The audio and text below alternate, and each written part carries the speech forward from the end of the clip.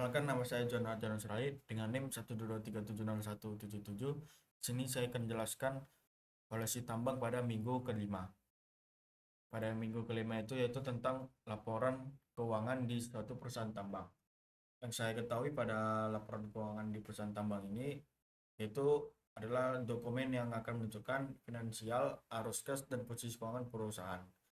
Kenapa itu penting? Karena dalam laporan keuangan ini akan mencakup dengan penting bagi manajemen, investor, pemerintah, atau pemangku kepentingan yang ada di perusahaan tersebut. Pada laporan keuangan ini terdapat komponen utama, yaitu laporan laba rugi. Pada laporan laba rugi ini akan menunjukkan kinerja atau keuangan perusahaan selama periode tertentu. Misalnya pada periode 1, kedua, ketiga, keempat, kelima itu akan ditunjukkan laporan laba dan ruginya. Kemudian dalam komponen utama laporan laba rugi ini terdapat pendapatan, kemudian harga penjualan, kemudian ada laba kotor, biaya personal, laba operasional, atau laba bersih. Kemudian di laporan keuangan ini terdapat komponen neraca.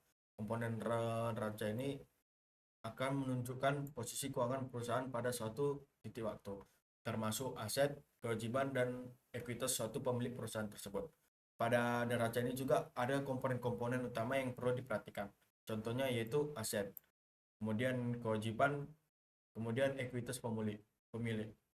Ekuitas ini adalah modal yang disetor pemilik dan laba akan ditahan suatu perusahaan. Kemudian yang paling penting itu adalah laporan arus kas.